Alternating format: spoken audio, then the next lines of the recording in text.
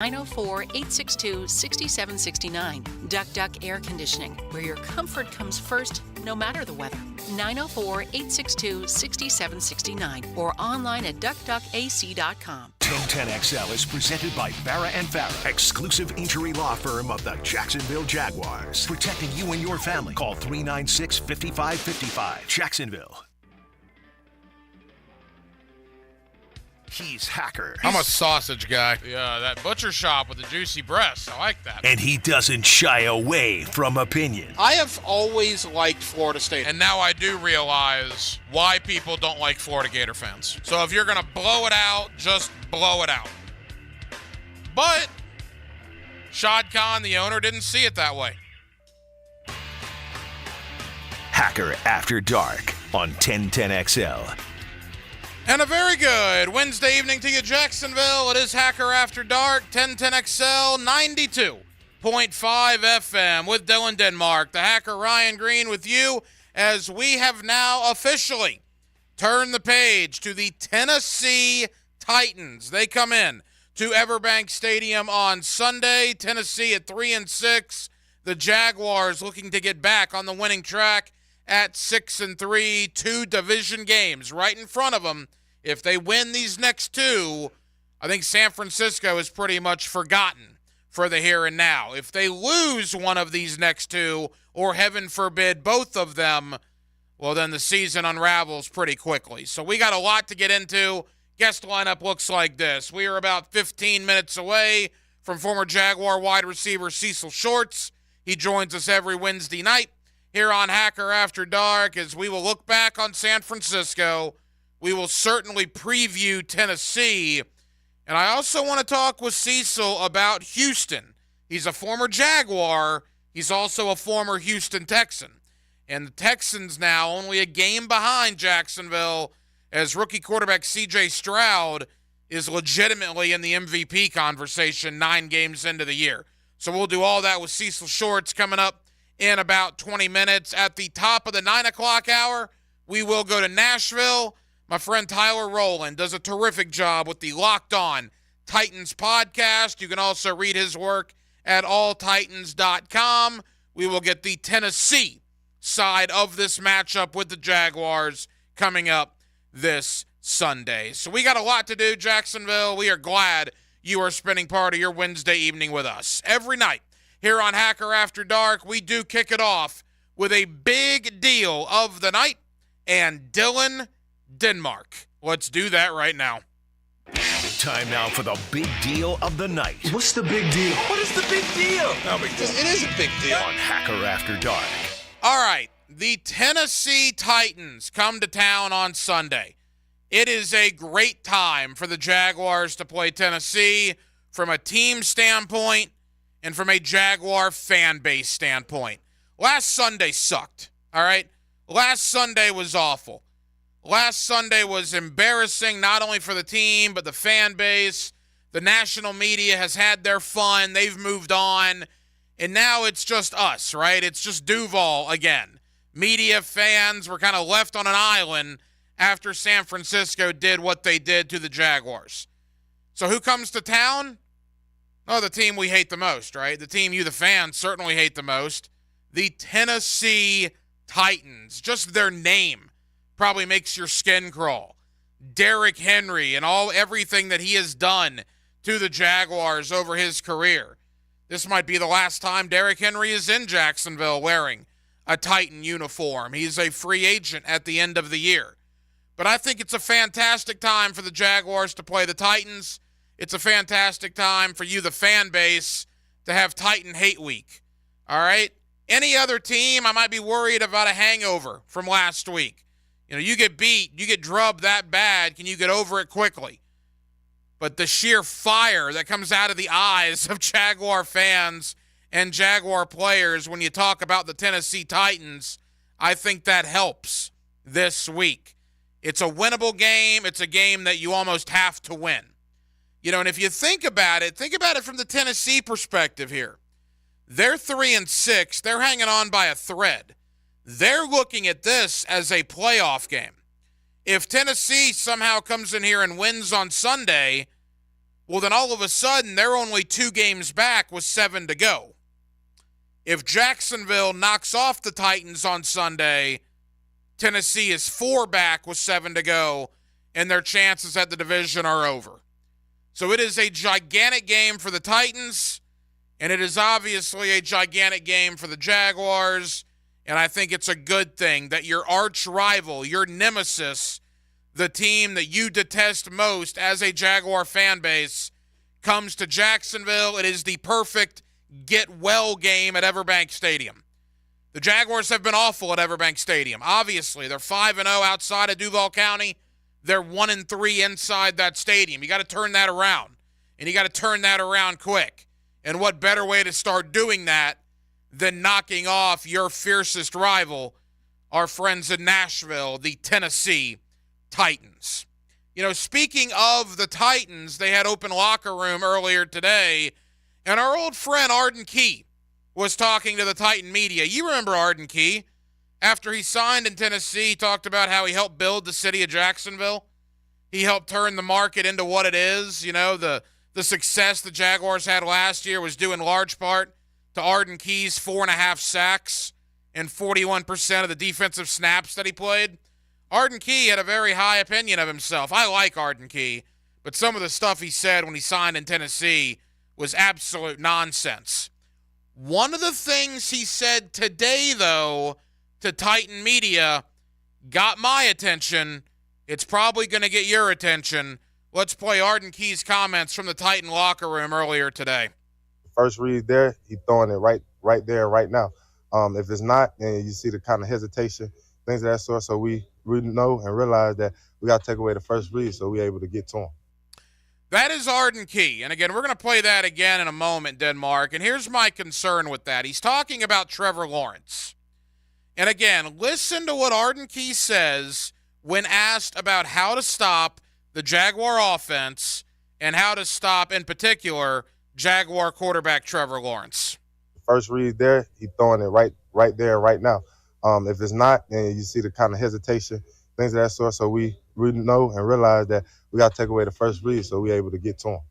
That is the exact same thing San Francisco said before the game last week. And it is what San Francisco said in the postgame on Sunday. You take away Trevor's first read, and you can get him. That's now 2 teams in less than 7 days that are both saying the same thing about Jaguar quarterback Trevor Lawrence. That is concerning. All right?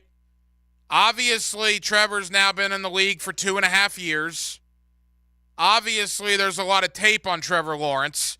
There's a guy in Arden Key that was Trevor Lawrence's teammate last year. He obviously knows a little bit about Trevor. But that's concerning when you hear that because Bosa and the Niners said basically the same thing before the game last week. You take away Trevor's first read, and he has trouble after that. Whether the pass rush gets home because the O-line's not any good or he has trouble going through second and third progressions. That's now a 49er defense and a Titan defense that have said the same exact thing. That is concerning. That is going to be the MO now on the Jaguars and playing Trevor Lawrence. That is what teams are going to do.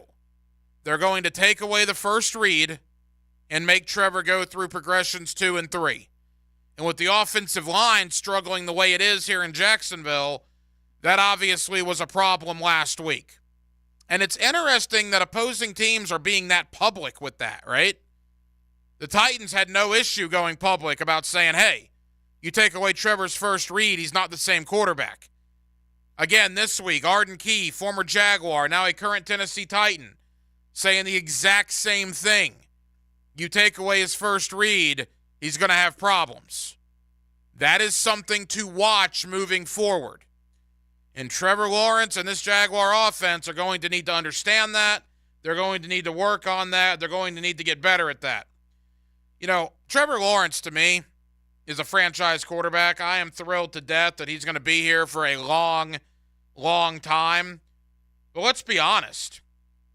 If you go by stats, Trevor has been an average quarterback this year. In 9 games, he's thrown for 2,100 120 yards. What is that? Basically 215, 220 some odd yards a game. In 9 games, he has 9 touchdown passes. 9. That's awful. And 6 interceptions. You know, I was listening to Prosser on my favorite morning sports show here in Jacksonville, The Drill. Highly recommend it. Prosser and Hicken do a fantastic job every weekday. And Prosser brought up a great point. 9 touchdowns and 6 picks is what a quarterback has if they've missed a month of the year and they've only started 7 games or 6 games. Trevor started 9 games and only has 9 touchdowns. We keep waiting for that 3 or 4 touchdown performance. It hadn't happened yet. I'll remind you, the Titan game up in Nashville is when the Jaguars maybe turned the corner last year. Remember, he dissected the Titans in Nashville last year. Evan Ingram feasted on that Titan defense in Nashville last year. Maybe lightning can strike again and the Jaguars can get on track against the Titans again this season because they have not been good to this point. Speaking of Trevor, he met the media earlier today. Had a couple of comments, including talking about the game last week, right, against San Francisco, and if it's difficult in turning the page from the beating the 49ers put on them 72 hours ago. You want that to sit. You want that feeling of frustration and that drive to go and play better. I think we all have that today, and throughout the week we're going to carry that. But you also have to turn the page and can't be thinking about San Francisco anymore. We got to play a good division team, and this is a big game for us. So this is a big one. It's a desperate team too in the Titans. As I mentioned, Tennessee beats Jacksonville. They're only 2 back with 7 to go. Tennessee loses to Jacksonville, their season's over.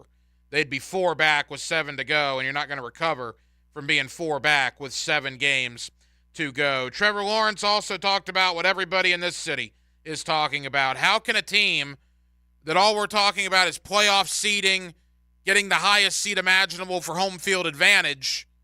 Well, the Jaguars are 5-0 outside of Duval County.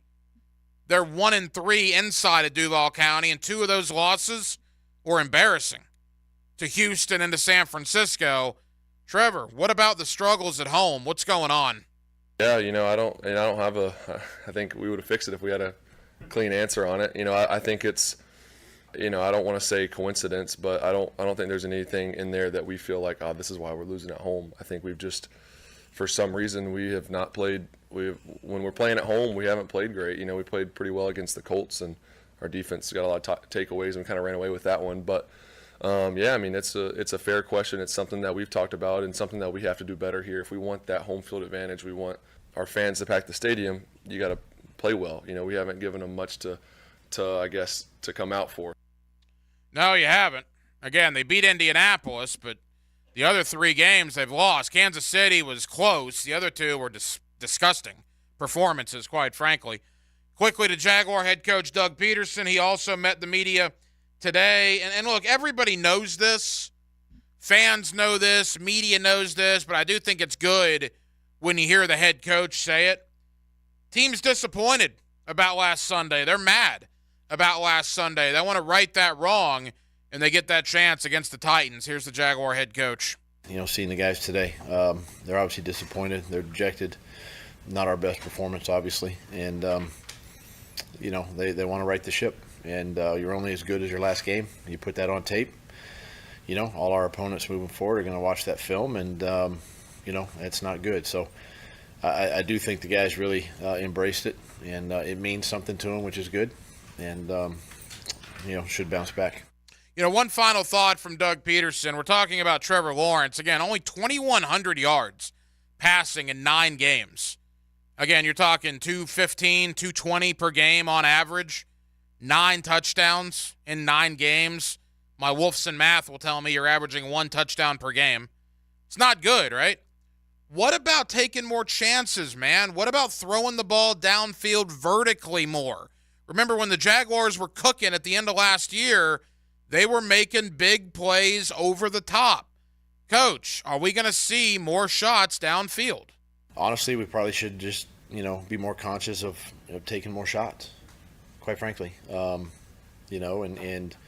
again, you get in a situation too when you're going against a good pass rush. Sometimes it doesn't give you the opportunity because you got to hold the ball a touch longer, and it kind of goes back to the protection questions. It hasn't been the greatest, and so Trevor's had to get off. And we've had opportunities to push the ball down the field. It's just, one breakdown here, one breakdown there, and then he's moving, and next thing it's a completion for 3 or 4, or it's a scramble for 4. So, it's a combination of a lot of things. Let's preview Tennessee. Let's review San Francisco. Let's talk all parts in between. Former Jaguar wide receiver Cecil Shorts is coming up in one moment here on Hacker After Dark. He joins us every Wednesday. But as we do here on Hacker After Dark, we like to give back to you, the hardworking men and women of Jacksonville, Florida. And tonight, in fact, right now, we got a pair of tickets to the History Channel Ancient Aliens Project Earth, November 19th. It's live at the Florida Theater, November 19th. History Channel's Ancient Aliens Project Earth. If you want to go, we got a pair of tickets. Simply be caller number 4 right now, 641-1010. And Dylan Denmark will hook you up with those tickets. Caller 4 right now. Cecil Shorts, former Jaguar receiver, coming up next. It's the most important meal on game day. What's that haunting aroma? Let 1010XL and Southern Steer Butcher beef up your tailgate. Smells super. It's the ultimate tailgate. I can taste that steak already. Enter at 1010XL.com. Here's Linda Beaver. Ladies and gentlemen, it's finally here. Beaver's annual Black Friday silent sale. Every car on the lot will be discounted so low, we can't even show the prices on TV. Doors open at 6 a.m. Friday. First come, first served. And once they're gone, it's over. Plus, anyone who buys between 6 and 9 a.m. will get a big screen TV and $1,000 cash. Want more? We're giving away free oil changes between 6 and 9 a.m. The Black Friday silent sale only at Beaver Toyota and Beaver Chevrolet. You don't want to miss this. I'm Tom Coughlin, founder of the J-Fund Foundation, helping local families tackle childhood cancer since 1996. And I'm Dan Hicken, asking you to be there for these kids November 29th on 1010XL. Thank you for supporting the J-Fund. If you're looking for exterior solutions that provide you reliability and durability, it's time to call Armor Guard Exteriors. Whether you need seamless gutters or gutter protection, hurricane products, impact windows, glass lanais, or retractable awnings and screens, we've got you covered. Call My Home Team today for your 5-star experience at 904-906-8669. Armor Guard Exteriors, committed to quality, and that's a promise. Hey, it's Matt Hayes. Want even more excitement on game day? Then test your skills at PrizePicks, the best way to win big on fantasy sports. Just select 2 or more players, pick their projection for a wide variety of statistics, and place your entry. Simple. You can turn $10 into $250 just like that. I've got Kevin Durant scoring less than 31.5 points against San Antonio, and Tua Tagovailoa passing for less than 286.5 yards against Kansas City. Now listen to this. PrizePicks is the only daily fantasy platform with an injury insurance policy, keeping you in the game even if one of your players goes down. Sweat it out. Watch your entries in real time and continue the fun by making picks on second half and fourth quarter stats. Take your game day experience to the next level with PrizePicks. And right now, when you go to PrizePicks.com/1010XL and use the promo code 1010XL, PrizePicks will match your first deposit up to $100. That's right, $100. PrizePicks, daily fantasy sports made easy. This Day in Sports History is brought to you by Southeast Orthopedic Specialists. On November 15th, 2018, LeBron James passes Wilt Chamberlain for 5th on the NBA's career scoring list with 44 points for the Lakers. Not looking forward to cooking that big Thanksgiving meal? Bellwether in downtown Jacksonville has got you covered. Pick up your meal to go on November 21st and 22nd until 6 p.m. Bellwether offers dinner for 4, 2, or just 1. Just make your order by calling 802-7745. That's 802-7745. Orders must be made before the 18th. So take a break this Thanksgiving and have dinner from us. That's Bellwether, downtown Jacksonville. The year is almost over. Do you need cash for the holidays or want to be credit card debt-free for the new year? Call Loan Pronto today. Their Express Equity line of credit can get you $20,000, $50,000, $100,000 in as little as 5 days. Listen, If you have a ton of equity in your house, and Loan Pronto can help you turn that equity into cash. You can access up to 95% of your home's value. Use the money to pay off all your credit cards, pay off personal loans, or start that home improvement project. You can get the money you need now and still keep your primary mortgage intact. So your 3% rate, it's protected. And with Loan Pronto's Express Equity Line program, 90% of the time, there's no need for an appraisal. So you can get your money super fast. Get the holiday cash you need or pay off all those credit cards before the new year. Get yourself on solid financial footing before the year ends and call Loan Pronto now. 904-999-1508, 904-999-1508 or loanpronto.com. Equal Housing Lender, NLS 1661781, subject to lender approval. Hey, you're up next. Ugh, my throat hurts so bad. There's no way I can sing tonight. Here, try these. Vicks VapoCool Drops. Yeah, Vicks VapoCool Drops has maximum strength menthol with a rush of Vicks Vapors. Ooh, I can already feel it. I told you. So, you ready? I'm ready. Vaporize sore throat pain fast with Vicks VapoCool Drops. Hi, this is Dave Barker. Want to grow your hair back? IHRS, right here in Jacksonville, is the only hair transplant clinic in the Southeast to offer multi-unit hair grafting and the 45-minute PRP treatments. Grow your hair back. Call now for a free in-person evaluation. 904-777-IHRS. 904-777-4477 or visit hairforme.com. Pick it here with Zero Res. Let them help you get ready for the holiday. Book today and Zero Res will clean your carpets for only $49 a room. Let's give you 25% off your tile and grout cleaning. Zero Res, man. Spell it forwards or backwards. It's the right way to clean. Zero Res. Time now for a medical recap. A health and wellness tip from Jaguars head team physician, Dr. Kevin Kaplan. Regular movement is key to so many health benefits. Aim for at least 10,000 steps a day. Decide to only take the stairs if you're walking less than 6th floor. Never park in the first 10 spaces of the parking lot. Walk during your work breaks. Get up 10 minutes earlier in the morning and take a short, brisk walk before the chaos of the day starts. There are so many easy ways to stay active. Let's get moving, Jacksonville.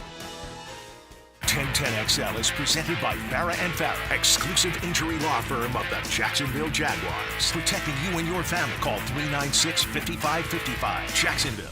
Let's ring up another guest on the All-Pro Roofing phone line. Back here on 1010XL and 92.5 FM in the city of Jacksonville. It is a Wednesday evening, and we are glad you are with us. The Jaguars and the Titans, Sunday at 1 o'clock. Of course, you'll hear the game right here on 1010XL as the Jaguars look to get back on track after, well, whatever that was last week against San Francisco. With that, let me welcome in former Jaguar wide receiver Cecil Shorts. He's with us every Wednesday night here on Hacker After Dark. Cecil, how you doing? I'm doing all right, brother. Last week was rough. I'm not going to lie to you, but I'm doing all right. Cecil, you played in the league for a long time, man, and you know, no offense, but you played on some down Jaguar teams when you're 4 years here, as we've talked about in the past. I'm sure you've experienced games like that. What's practice been like this week? When you're coming back off a beating like that, what's the mood in the locker room?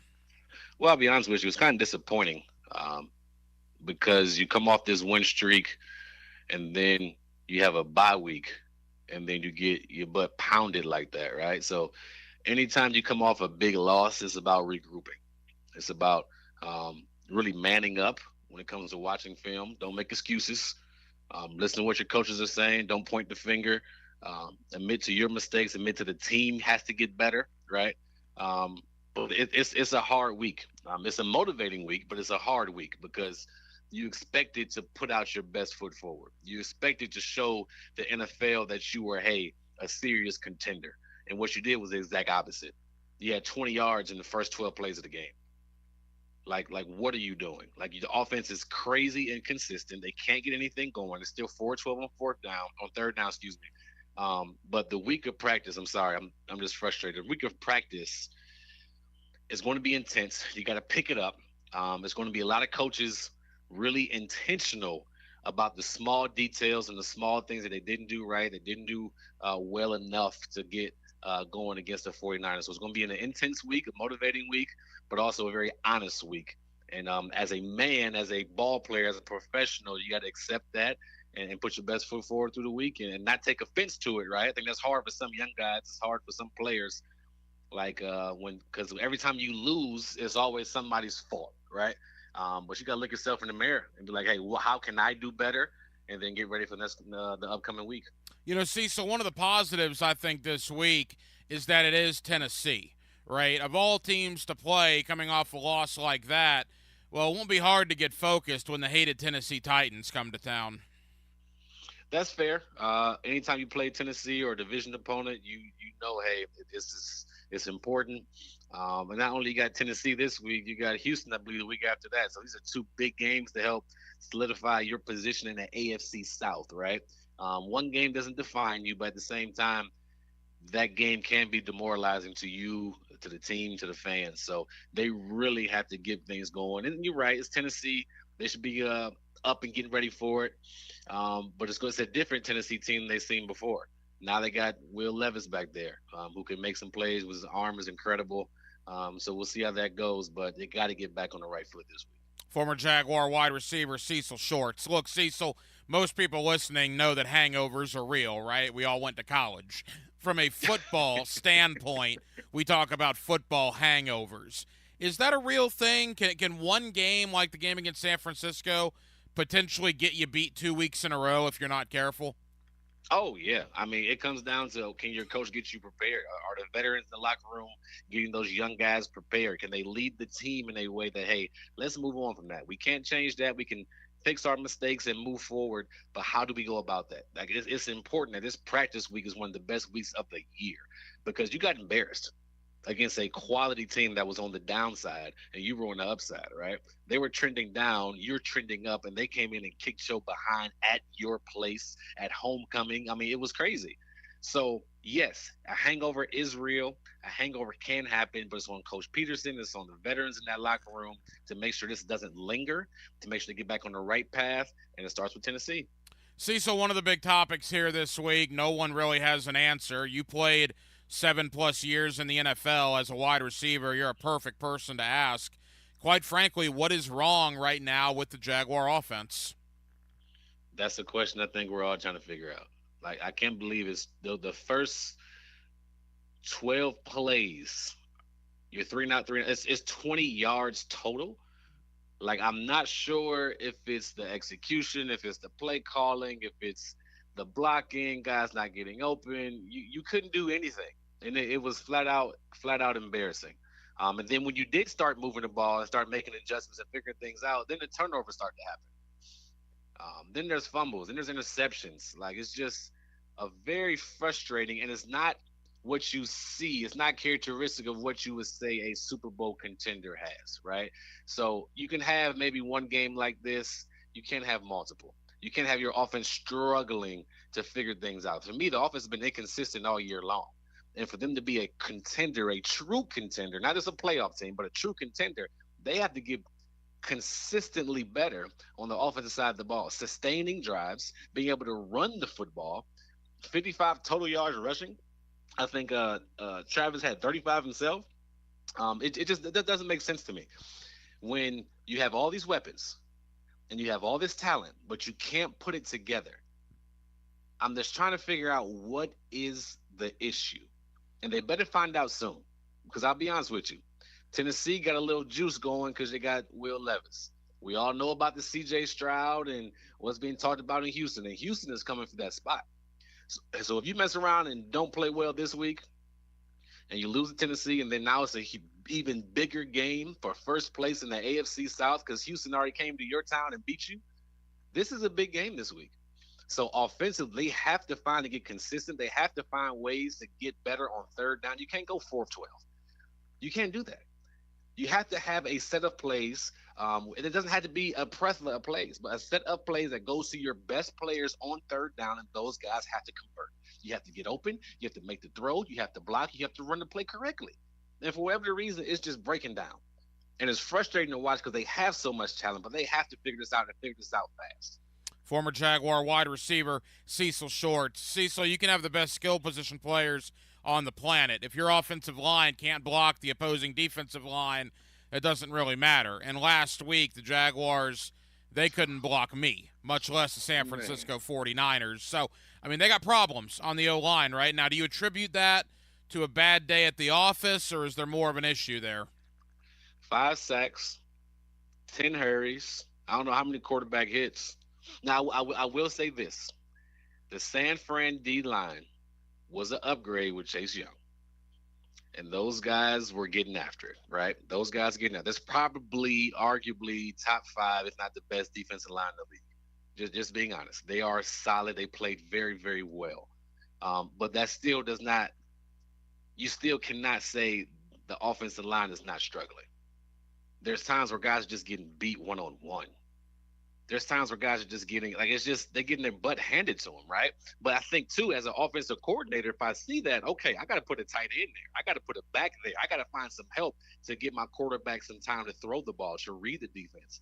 Because there's times he didn't even have a chance.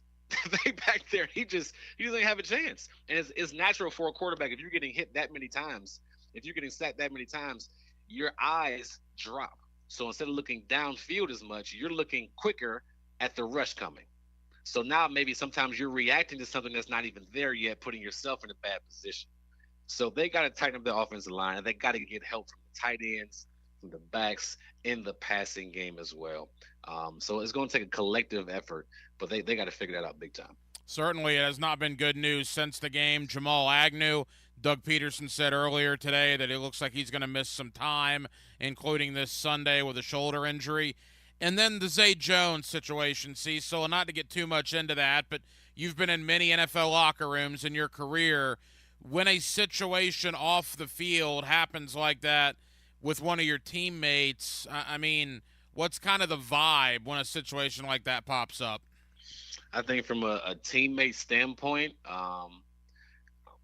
the first thought is, and I've been in the locker room with Justin Blackman. I've been in the locker room with Ryan Mallett. I've been in the locker room with a bunch of guys that, kind of struggle with some stuff off the field. The first thought as a teammate is he okay? Like, what's going on?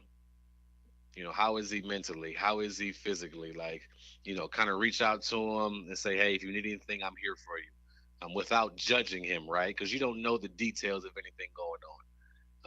And that's in any situation. You kind of want to let it play out. And you want to trust your teammate, your guy that you go to war with, your guy more than anything. So it's hard for the players in the locker room because you don't want to say too much to the media. You don't want to prejudge any situation, even when it seems obvious sometimes, right? It's like, dang, you just feel bad for him because that's your brother, and you don't want it turns to your family, right? You don't want anything to happen to your family. So the best thing I've done in those situations, honestly, is just pray for them. I try to text them, call them, maybe grab lunch or something, just make sure they're good mentally, and try to just help them as best I can, and let the process, play out as it may. But it's tough, man. It's tough watching that. It's tough seeing that. It's tough that being your friend, your brother. It's tough on the family. It's just a tough situation for a teammate, even the coaching staff, man. It's like it's hard because you never want anything but the best for your guys in that locker room. You never want anything but the best. So anything off the field, kind of open your eyes up like, hey, we're all human.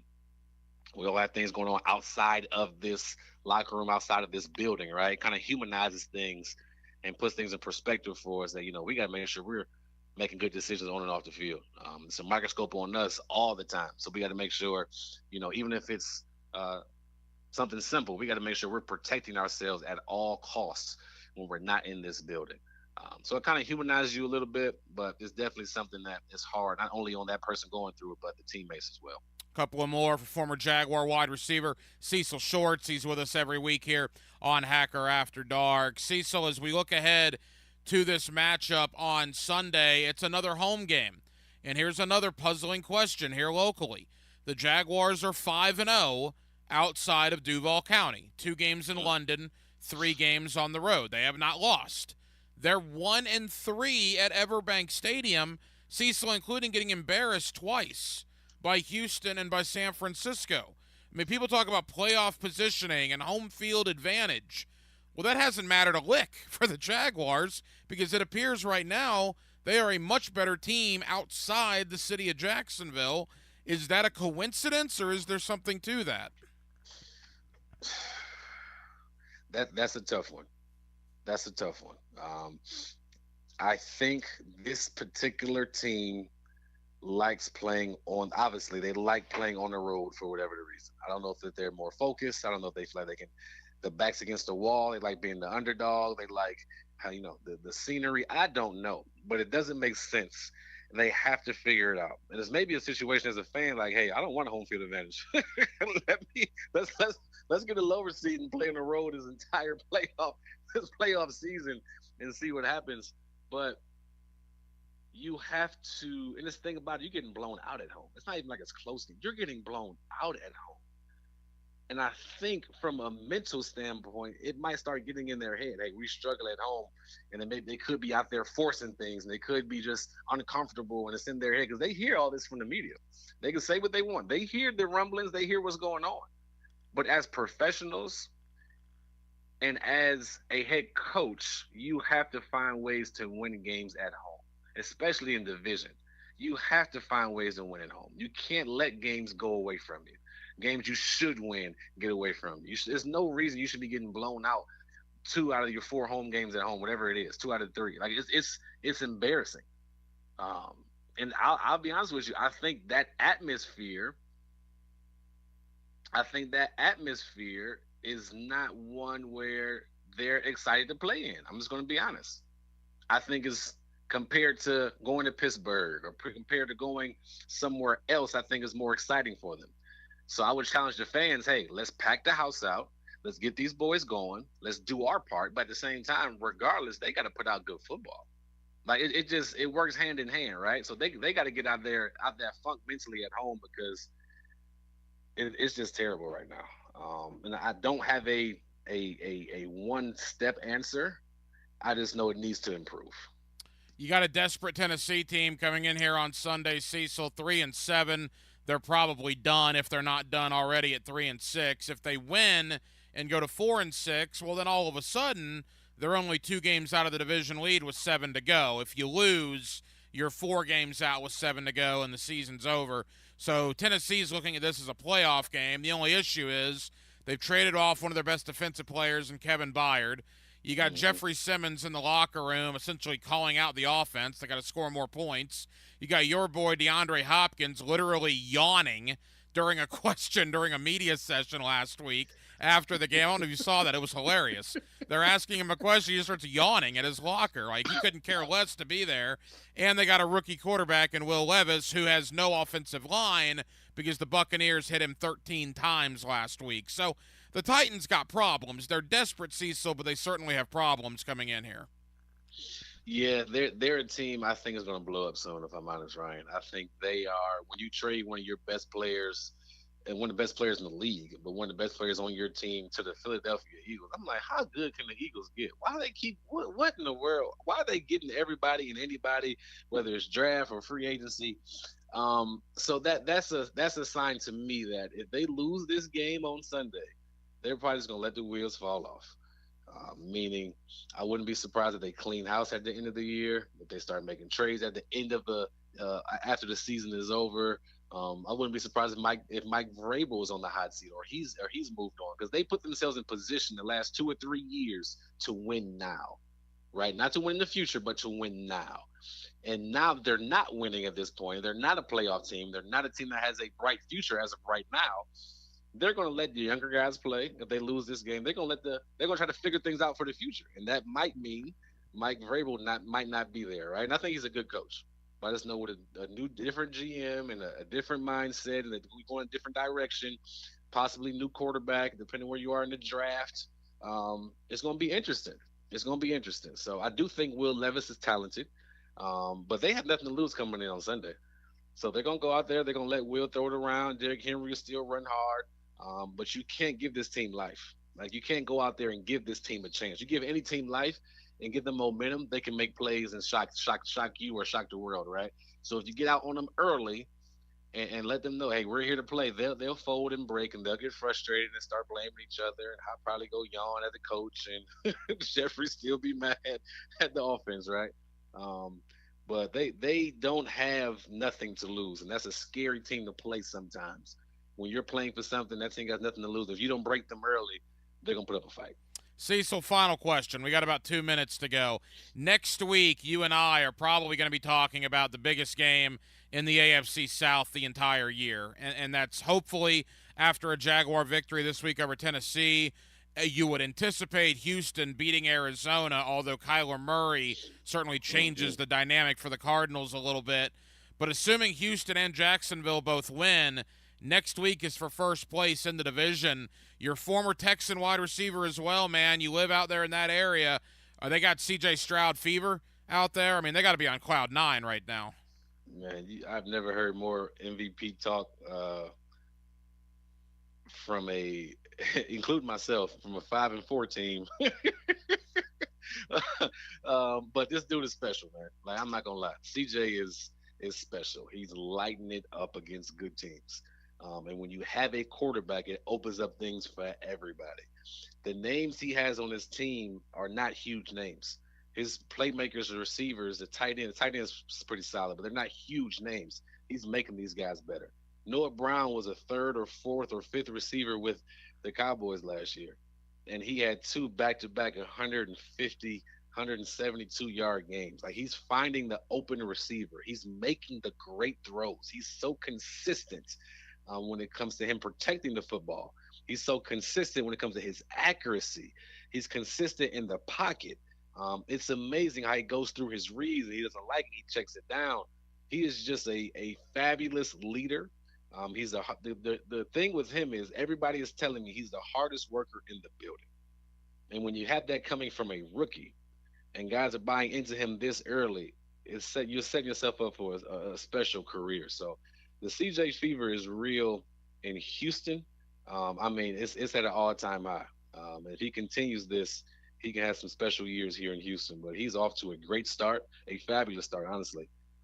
He's getting more impressive each and every week. And he's beaten 3 former number 1 picks in the draft, right? He has a win over Trevor Lawrence, Baker Mayfield, and Joe Burrow, which is pretty crazy, and he outplayed all 3 of them in those contests. Well, hopefully, like we said, Jacksonville takes care of business. We would love for Arizona to go in there and win. That would be great. We're not holding our breath.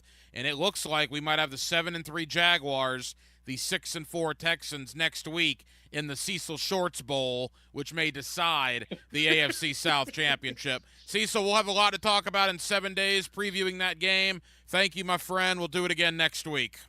Sounds good, Ryan. Thank you, man. You got to feel the pain and embarrassment. That's what it is. It's terrible. That is tipped an interception, and that's a disaster. But you got to flush it, too. These are great opportunities for me to coach this football team. There's things out there on every play that we're all doing where we can do better. I think our players will rebound. They always have. We're going to move on, and we're going to get ready for Tennessee. I mean, that's the biggest game of the year is our next one. It's back at the bank for a big one against a division rival. Jaguars Titans, Sunday at 1 on the home of the Jaguars. 1010XL. The best time of the year for blue crabs right now at the Blue Crab Crab House. They've been open since 1996, and they are a staple here in Duval. Sundays, you have the Bloody Mary specials, mimosas as well, $2.50 noon until 5 o'clock. Of course, each and every Tuesday, $2 margaritas. Wednesday, $1 oysters. Right off of San Jose on Jewington Creek Road, it is the Blue Crab Crab House. Hey, hon, the sink isn't draining well. Kind of makes it sound like this. What's that sound again? Sounds like hair down the drain. Mine? Well, I'm no pro. We should call Duck Duck Rooter and make the sound for them. Duck Duck Rooter. However you describe your plumbing problem, we have your solution. Duck Duck Rooter. Proud partner of the Jacksonville Jaguars. 904-862-6769.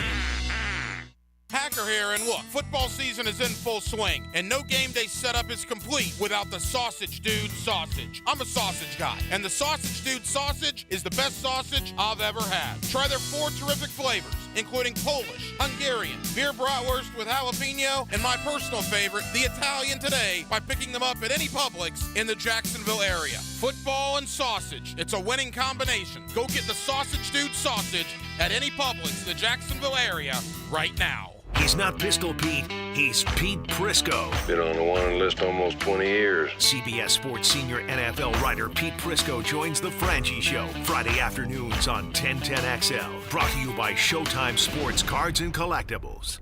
Visionaries, builders, and doers. Are you ready to change the world? Miller Electric is your opportunity to shape the future. Miller Electric is leading the charge in electric vehicle technology with our state-of-the-art EV Innovation Design Center. We're working to create a sustainable future. We're also the proud partners of the Jacksonville Jaguars, powering their performance at the brand new Miller Electric Center. Miller Electric, we provide competitive pay, unbeatable benefits. Apply today. MillerCareers.com. Miller Electric, an equal opportunity employer. Come on, admit it. Almost everyone you know seems to be playing pickleball now, right? So whether you just want to learn how to play or you're ready to show off your elite pickleball skills, the Y is the place for you. Visit our brand new McGuire Family Pickleball Center at the Brown Family YMCA in Ponte Vedra Beach. 5 top quality outdoor courts and 3 amazing indoor courts where you can learn about dinks, dill ball, falafel, the kitchen, and more pickleball slang at the Y. These fall months are the perfect time to make sure that your roof has not been damaged after the storm season. So schedule a complimentary roof inspection with Universal Roof and Contracting. And right now, get 15% off your roof replacement and repairs. Plus, there's flexible financing options available. This offer expires November 30th and restrictions apply. Universal Roof and Contracting, proud partner of the Jacksonville Jaguars. License number CCC 057165, CBC 1258484. UniversalRoof.com. Allentown Mortgage gives you both a fast online application process and an expert mortgage advisor to get you the best mortgage at the most competitive rate in the nation. You can be a number at a big box bank and spend weeks filling out paperwork or call Allentown Mortgage. Eric summed it up in his 5-star Google review. Allentown knows the mortgage industry. When the big boxes say no, they say yes. The whole process went very smoothly. Get the mortgage experience you want. Go to allentownmortgage.com. That's allentownmortgage.com. NMLS number 103917, 4810 Executive Park, Jacksonville. Make a crucial catch against colon cancer. Hicken here for the Borland Groover Foundation. If you're 45 or older, the ball is in the red zone to get screened. The key to surviving colon cancer, early detection and prevention. 45 is the new 50. Get screened for colon cancer now. The Borland Groover Foundation is a nonprofit organization devoted to building a healthy and equitable community that is free from colon cancer. Visit BorlandGrooverFoundation.com for more. Hey, it's Matt Hayes, and you may want to sit down for this one. My first week with Awaken 180 might sound like a fairy tale, but those 12 pounds lost are the real deal, and the weight continues to fall off in week 2. The other day, a friend of mine said, hey man, you're changing by the day. They can see the results after 1 week of Awaken 180. Look, I did the math. If I choose the weight loss injections instead, it would take 2 months to lose what I've dropped in 7 days. So how's it happening? I'm eating to lose weight. That's how Awaken 180 works. I have a personal coach and game plan, and so will you. And the pounds are looking for the exit road. And the best part is, they won't loop back. Get down to your ideal weight fast and safely, and they'll teach you how to keep it off with free lifetime support. That's right, free lifetime support. There's no supplements, suppressants, or medications. Just a safe, simple weight loss program that can work for anyone. I'm not just losing it, I'm living it. If you want in on these results, do what Mike Dempsey and I did. Call Awaken 180 at 844-346-1800 or online at awaken180weightloss.com. 1010XL is a proud sponsor of Operation New Uniform's 10th Annual Heroes Gala, featuring retired Army Lieutenant Colonel and former Congressman Alan West. Saturday, December 2nd at Sawgrass Marriott. Operation New Uniform is a free, life-changing program that helped me, David Trenholm, successfully transition from a 20-year career in the United States Navy to the business world. Join 1010XL and sponsor Operation New Uniform's 10th Annual Heroes Gala today. Go to onuvets.org. That's onuvets.org today. 1010XL is presented by Farah & Farah, exclusive injury law firm of the Jacksonville Jaguars. Protecting you and your family. Call 396-5555. Jacksonville. This is Hacker After Dark on 1010XL. 9 minutes before the 9 o'clock hour. We'll take you up to 10 o'clock as we do every night. Hacker After Dark, 1010XL, 92.5 FM. To the world of college football, we've neglected a little bit of college talk because we've been so immersed in the Jaguar struggles from Sunday. But obviously, some interesting things transpired last weekend. First and foremost, the Florida Gators with one of the most embarrassing defensive performances that I can ever remember. I'm 40 years old. By the time I actually knew what college football was, I'm kind of one of those spoiled guys where I really don't remember much before Spurrier. I remember a little of the AstroTurf. I remember a very tad bit of Arden Krzyzewski and Donald Douglas in 1989. But by and large, when I was 7 years old, 1990 is when I kind of remember Gator football, which happened to coincide the first year Spurrier was there. And honestly, in 33 years of watching Florida football, I'm not sure if I've ever seen a worse defense than the one they have right now. That Florida defense is awful. They've been awful the entire year after Tennessee. Worse than last year? How many times did they give 700 yards of offense last year? I don't remember. 700 yards of offense. What is that? That's a fourth of a mile? Well over a fourth of a mile. It's over a third of a mile. I mean, LSU, you don't gain 700 yards of offense. Yet LSU did. South Carolina, Florida won that game, not because of their defense. Arkansas, Florida couldn't stop them. Georgia did whatever they wanted. I mean, it is putrid. And whether you want to blame that on youth, whether 30-year-old defensive coordinator Austin Armstrong's over his head, I don't know what the reasoning is. I'm sure that's all mixed in together. But the bottom line is the defense is awful. And the Gators had 3 criteria for me coming into the year that would make 2023 either a success or a failure. Number 1 was play a lot of young guys. Well, they are doing that. They're the youngest team in the Power 5. They have, on average, played more freshmen and sophomores than any other Power 5 team. So I'll give them a check mark there. They have played the young guys, got them some experience. They have failed in the other 2. One was to show improvement as the year goes on. They haven't shown improvement. They have clearly gotten worse. From where they were against Tennessee and South Carolina in those wins to where they have regressed now with Georgia, Arkansas, and LSU, the defense is not even recognizable any longer. The offense is okay. They didn't do anything against Georgia. They did score against Arkansas and LSU. But the Gators are just terrible right now. And the third thing, and this is the most concerning, my third criteria was keep the recruiting class of 2024 intact. And they did a great job at that until the last 72 to 96 hours. They have lost not 1, not 2, but 3 of their guys from the 2024 recruiting class, including Nasir Johnson, a 4-star D lineman who decommitted today and flipped to Georgia. So that top 5 recruiting class that the Gators had, that Billy Napier was kind of resting on, is starting to evaporate. And I think they're going to lose more guys. And what concerns me, and we're going to talk more about this as the week goes on, Texas A&M needs a new coach. They're going to hire a new staff. They fired Jimbo. Whoever they hire, that first phone call is going to go to DJ Lagway. He's in the state of Texas. He's near the A&M campus. He's been there many times. I think Lagway will be loyal to Florida. I hope. I don't know if Lagway and Jimbo didn't see eye to eye what the deal was there. But whoever A&M hires, Lagway's the first call.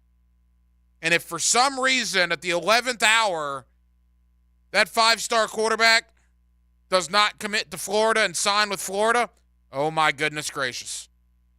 Then a lot of things are up in the air at that point. You're losing the class. If you lose Lagway, which I don't believe they will, let me be clear on that, but if you do, it's not good. They are limping to the finish line. And they have to play 2 top 10 teams, Missouri and Florida State, in their last 2 regular season games. Got to win one of them to go to a bowl. You like their chances on that? Me either. More college football talk coming up in a bit. Back into the world of the National Football League. The Titans roll into Jacksonville on Sunday. Let's go to Nashville. My friend Tyler Rowland. He is the host of the Locked On Titans podcast. You also read his work at alltitans.com. He does a great job covering Tennessee. I'm a fan of Tyler's work. That's why we have him on. Let's talk Titans and their attitude coming to Jacksonville. That's next. Hacker After Dark on a Wednesday. It's 1010XL and 92.5 FM. Want more Jags? Bingo. ESPN Jaguars reporter Mike DeRocco brings you his take on Jaguars today. Are you serious right now? With Mike Dempsey and Fat Tony. Brought to you by Lloyd's Heating and Air. 10 to noon Thursdays on 1010XL. Rick Ballou for Carlson Dental. You know, I've been telling you this for quite some time because it's true. I hate going to the dentist, or at least I used to hate going to the dentist. I had total anxiety, and then I tried sedation. Light sedation for cleaning and deep sedation as well for cavities and root canals. Folks, it's an incredible experience. So don't be nervous. Don't be scared. Go to CarlsonDentalGroup.com. That's CarlsonDentalGroup.com for all of your dental needs. Men suffering from erectile dysfunction or PE? Frustrated taking pills that don't work? Here's a message from Prime Men's Medical Center. I'm Dr. Simovitz. Prime Men's Medical Center offers breakthrough treatments with men lasting longer than ever without pain or surgery. Call now. Your consultation and first treatment are free. You'll see instant results right in the office. Call Prime Men's Medical Center now. 904-664-8217. That's 904-664-8217. At ABBQ, they are turning up the heat on game day with a spread that'll make your taste buds do a victory dance. Football and barbecue always play together. I'm talking mouth-watering wings, juicy burgers, and tantalizing appetizers that'll keep your hunger in check as you cheer for your team. Come for the food and football, and stay for the teal-colored Jell-O shots. Your destination for mouth-watering barbecue and an unforgettable game day. ABBQ. Meet and drink with us. WJXL FM, Jacksonville Beach.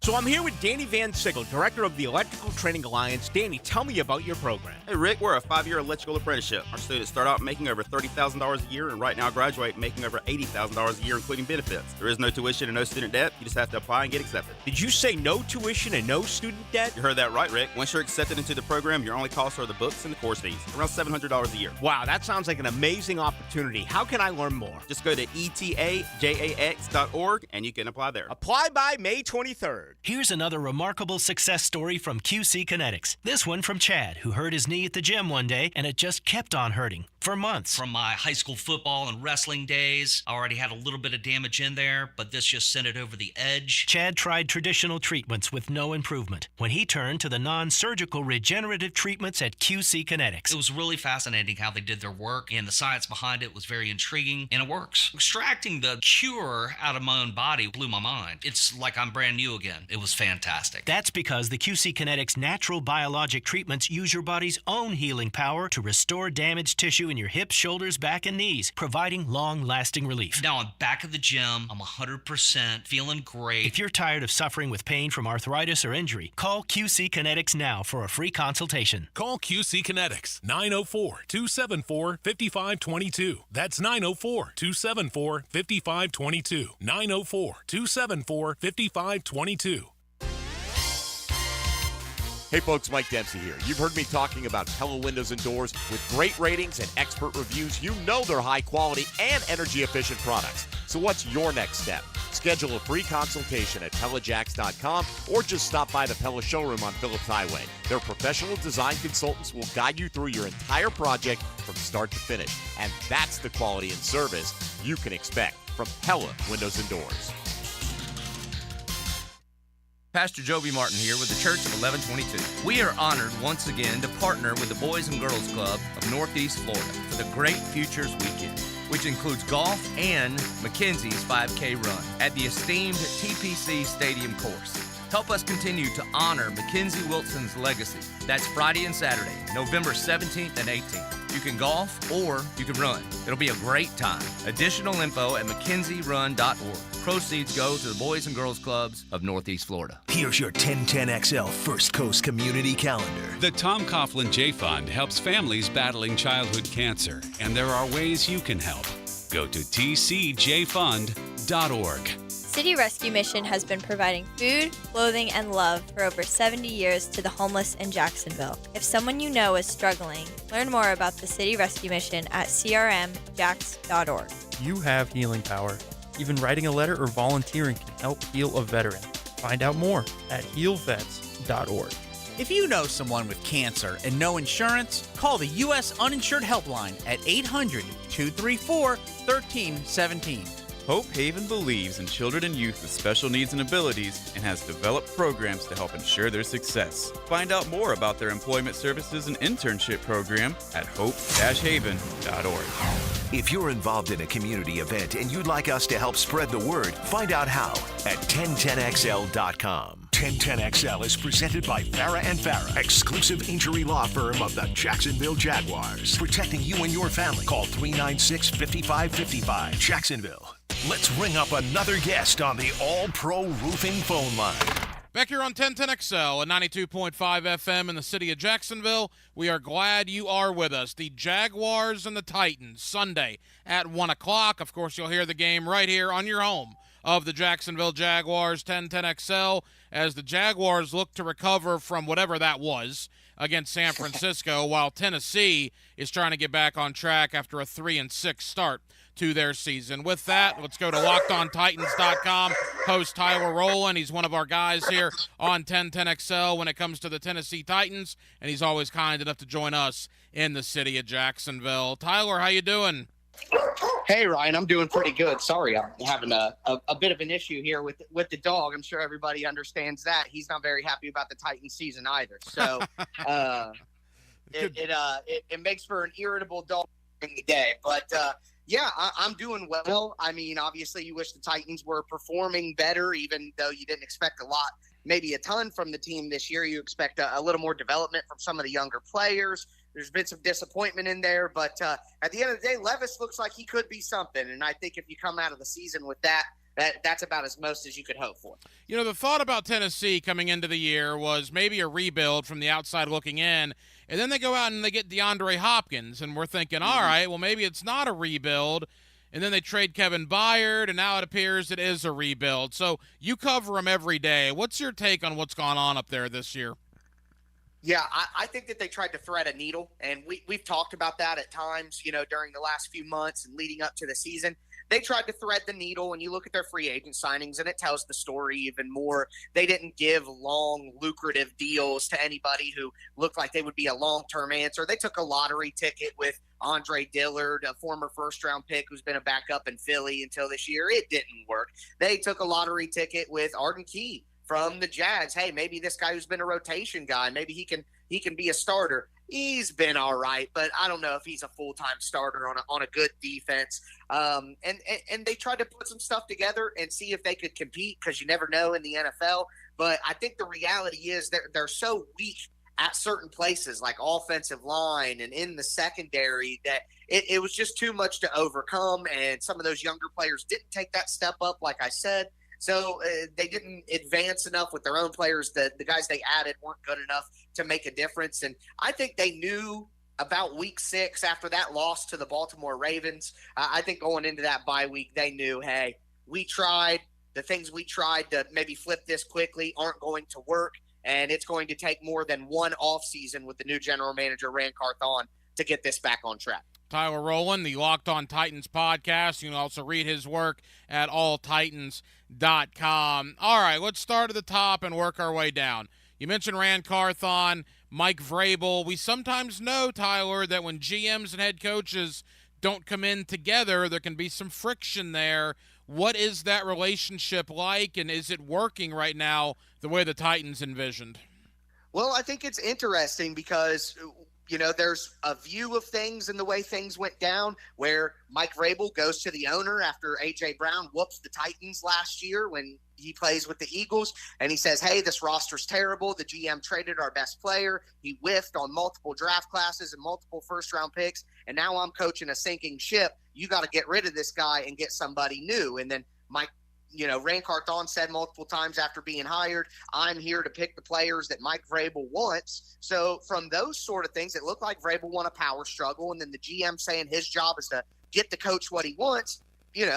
for me, it's reasonable to infer, hey, the coach is the main man here, and the GM is the coach's assistant, which we've seen things like that around the league before where Kyle Shanahan picks John Lynch, and, we've seen other instances where the coach is kind of the leader, where the traditional lineup is the GM is in charge of the coach and on the way down. So it's reasonable to think that is the way that the power structure is. But if that's not true, and the owner, Miss Amy Adams Strunk, looks at it as, hey, I hired a GM, and if the coach isn't getting it done, my GM can fire my coach. If that can happen, then that's interesting, because I've been talking all week. I think Mike Vrabel is a good coach. I think Mike Vrabel's in the top 12 of NFL coaches. But is Mike Vrabel the man to lead a young football team? Is he a coach who can develop young players and develop a young quarterback and be creative and have an aggressive game plan? I don't know if he's that coach. I think Vrabel is more in a Gruden mold, where he's not going to take a young team and raise them up. He can take a good team right now and just press the right buttons and move the right levers and make this team win football games. So I think that's an interesting conversation. But as for their relationship, right now there's a lot of mystery. Some people want to act like it's bad. I don't think it's bad, but it's always bad when you're losing and everyone's under the gun. So it will be interesting to see how that plays out going forward. But right now, we just don't have enough to know how that relationship really handles adversity. Rumors are rumors, Tyler. Some have some validity to them. Others are just throwing stuff against a wall. But there's a rumor out there that if Bill Belichick's days might be numbered in New England, that Robert Kraft absolutely loves Mike Vrabel, the former New England Patriot linebacker. Combine that with, I've seen some talk, is Vrabel on the hot seat in Nashville? I mean, is he there for the long term, or is this something that could develop into something pretty quickly? Well, I'll tell you, that does bleed into the conversation that we were just having. If Mike Vrabel is really in charge and Rand Carthon is his assistant per se, then, Mike Vrabel is probably entrenched. He won his power battle with John Robinson last year. He'll probably stick it out for a few years. But if it's more of a traditional setup where the GM has just as much say or more say with the owner, then I personally would think they would have to talk to the Patriots about something like that. Mike Vrabel's under contract, so it would be a trade situation. I don't think Mike Vrabel would be fired and they would just let him go over to New England if they knew there was interest, which I think there is. And Vrabel was at the Patriots Hall of Fame celebration just a few weeks ago, yucking it up with all the Patriots, rubbing elbows with Kraft in the press box. And, I don't think it would be insane if Robert Kraft leaned over and said, Mike, if we threw a first-round pick out there to bring you over, would you do it? And there's precedent here. Robert Kraft traded for Bill Belichick in 2000, gave up multiple draft picks. Sean Payton was just traded recently. We've seen John Gruden be traded as well. There are coaching trades. And I think if you're the Titans and the GM or the owner sees the GM and the head coach as equal, and with the things I've said about maybe Vrabel not being the right coach for a young team, if the Patriots offer you a couple of picks and a top 10 first-round pick to go somewhere else, I think the Titans should follow the trend of the NFL, get themselves an offensive coach like a Ben Johnson or a Kellen Moore, maybe a Todd Monken from Baltimore. There are going to be options out there. Get you one of these young, innovative offensive coaches to go with your young, developing quarterback. Get a couple of extra picks for a coach that maybe isn't right for your team and move forward. Some people think that's blasphemy in Tennessee. I don't think it is. Tyler Rowland, the host of the Locked On Titans podcast, here with us on 1010XL in Jacksonville. Again, the Jaguars and the Titans Sunday at 1 o'clock. To Will Levis, I think it's interesting. Will Levis is actually older than Trevor Lawrence by 3 months, which is kind of odd to say that. But what has been the reaction of Will Levis? I know it was all positive against Atlanta, but the offensive line's so bad he hasn't been able to do a whole lot the last 2 games. Yeah, I will say that I am pretty proud of the Tennessee Titans fan base's reaction to the last 2 games. I think it would be easy to say, oh, the rookie quarterback looked great first game. It was a flash in the pan, blah, blah, blah. But I think if you watch the football games, whether you're a casual fan or a tape nerd, it's just so obvious how poor the offensive line is. Ryan, a crazy stat for you. Right now, Will Levis is 14th in the NFL, might be 13th in the NFL in quarterback hits taken. He's played 3 games. Wow. Everybody else in the top 15 has played 8 games. All right, so he is getting destroyed. He is getting hit on 32% of his dropbacks. He was pressured on 44% of his dropbacks against the Buccaneers, 21 pressures, 6 quarterback hits, and that was just last week. So the Titans' offensive line is devastatingly bad. There's nothing they can do. There are no in-house options. There's no one on the street available. Offensive line, as the folks in Jacksonville will know, is the hardest position in the NFL to have a good unit these days. There's just an absolute void of offensive line talent because anybody with the athleticism wants to be a tight end or a defensive end. Anybody else isn't big enough to hold up against those guys who want to be defensive ends. So it's just impossible to build a really good, strong offensive line, it seems, in the NFL. And the Titans aren't anywhere even close to a good offensive line. They're just trying to build a decent one because they have the worst one in the NFL with no answers in the building or anywhere else. So it's tough. The Titans also dropped 5 passes against the Tampa Bay Buccaneers, one for a touchdown by tight end Chig Okonkwo, a second-year player who has not developed and has regressed under Mike Vrabel.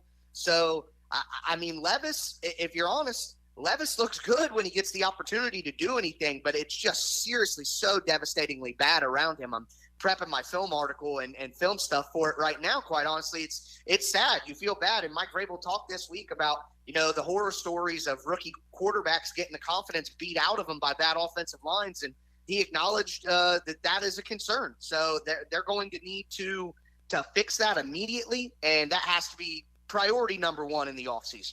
Tyler, I've always been a fan of Derrick Henry. We had Derrick in studio a bunch when he was at high school here at Yulee High School, about 30 minutes to the north of us there in Nassau County. And certainly he has destroyed the Jaguars many times in his time in Nashville. My question to you is a simple one. When he plays on Sunday here in a Titan uniform, will that be the last time the Jaguar fans see him in a Titan uniform here in Jacksonville? That is tough, and honestly, it depends on Derrick Henry's market. I think right now he's got a $16 million cap hit. I think that as a free agent, Derrick Henry would garner maybe, $6 to $8 million somewhere in there. I think if that's the price, the Titans would be smart to bring him back, or maybe even give him 2 years, $8 million a season, 2 years, $15 million guaranteed, to lock him in and bring him back home. But I do not think it would be insane for the Titans to look elsewhere. Rand Carthon, the GM, comes from San Francisco, and while they did acquire Christian McCaffrey recently, they have been built on a stable of running backs. Most of the best teams in the NFL use more of a stable of backs than a bell cow style with Derrick Henry. And quite honestly, at this stage, the type of offense you have to run for Derrick Henry to have his true impact is just not the type of offense that most teams in the NFL are willing to do. That's been faded out. It's an old style that isn't as efficient as different ways to play. So I think that limits Derrick Henry's market. And if he doesn't get a good deal over $10 million by anybody, which I don't think he will, then why not just come back to Tennessee and play your last few years on 1-year contracts for $5 to $8 million? I think that's his path forward no matter what.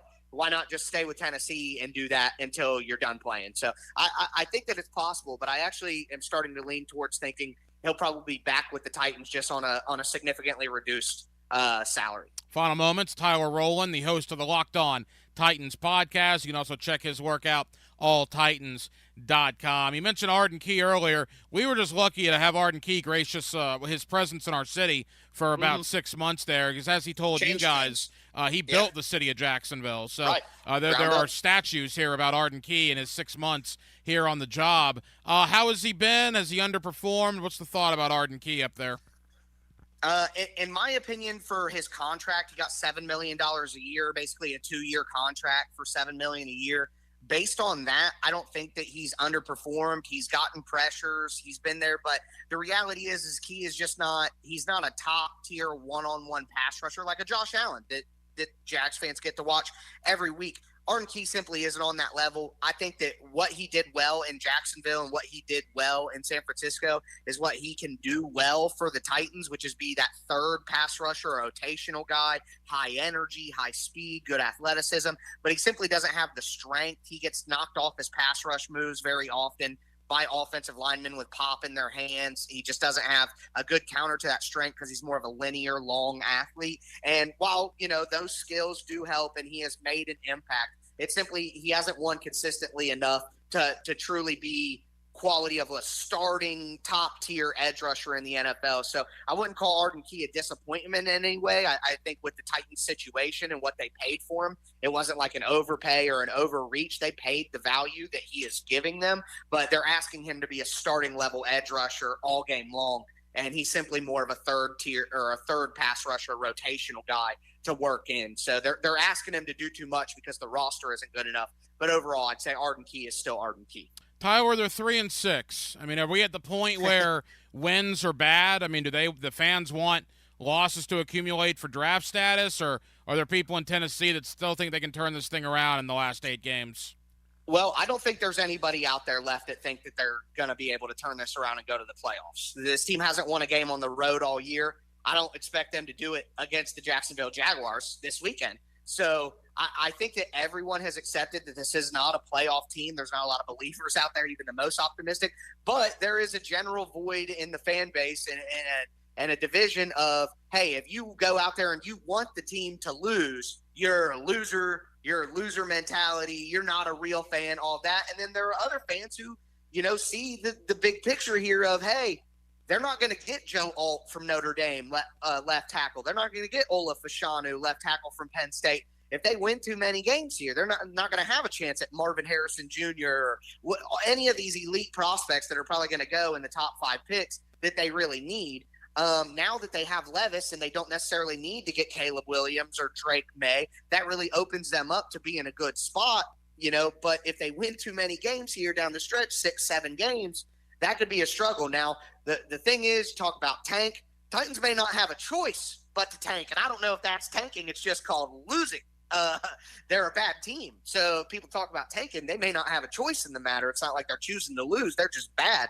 And I think with that, it's obvious that this team needs to lose. It's better for them to secure one of those left tackles. And I think if you're someone online saying, oh, you're a loser, loser's mentality, blah, blah, blah, because your team wants a better draft pick, I think you're just being a little bit silly. It's obvious that it's better for the Titans to lose these games. And the good part is, I don't think they'll have a lot of choice in the matter. They might just lose a lot of games anyway. Trust me, people in Jacksonville listening right now, we know about that all too well. There were many years, Tyler, around Thanksgiving where people were hoping for Jaguar losses. That is now not the case with Trevor Lawrence. We'll see what happens. Because you got Trevor Lawrence. Yeah. You know what I mean? Like, it doesn't always work, but you got to give yourself a chance. And look how it paid off for Jacksonville. They're one of the better teams in the entire NFL. Yeah, it's a big game. The Jaguars and the Titans Sunday at 1 o'clock. Of course, you'll hear it right here on 1010XL. Tyler, appreciate it. We'll do it again when the Jaguars make the trip to Nashville in a couple of weeks. Thank you, my friend. Yeah, absolutely. Can't wait. Oh, and it's game day? You already know your boy has something to say. It's ET. And listen for my instant reactions after the Jags games on all 1010XL social media channels, powered by none other than Brackish Vodka. The best time of the year for blue crabs right now at the Blue Crab Crab House. They've been open since 1996, and they are a staple here in Duval. Sundays, you have the Bloody Mary specials, mimosas as well, $2.50 noon until 5 o'clock. Of course, each and every Tuesday, $2 margaritas. Wednesday, $1 oysters. Right off of San Jose on Julington Creek Road, it is the Blue Crab Crab House.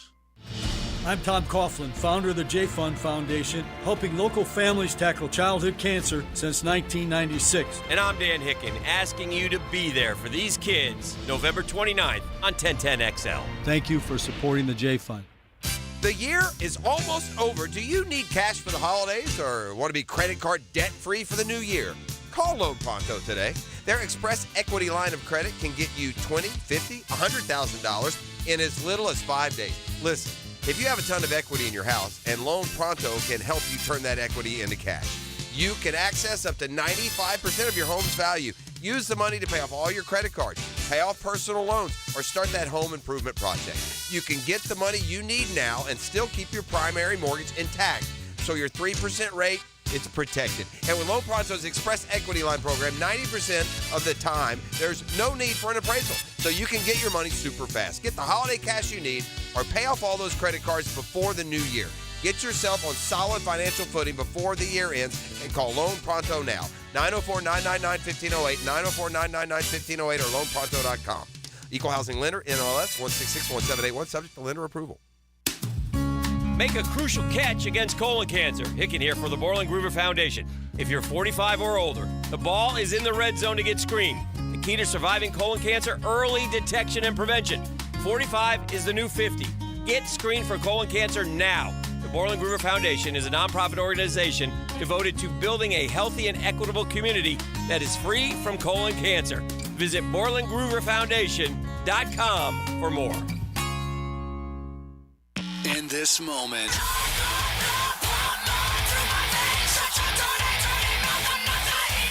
Ice Nine Kills, Kiss of Death Tour, special guests Avatar and New Year's Day. Friday, November 17th, Daly's Place. Tickets on sale now at Ticketmaster.com.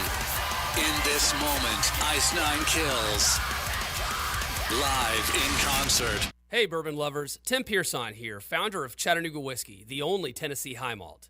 Now that it's football season, we have the perfect team lineup for you with our award-winning bourbons, Chattanooga 91, Cask 111, and 99 Rye, the trifecta for any game day tailgate. There's no better way to celebrate a win than with the world's best craft producer of the year, awarded by Whiskey Magazine. So get the W this weekend. Drink Chattanooga Whiskey, enjoy responsibly.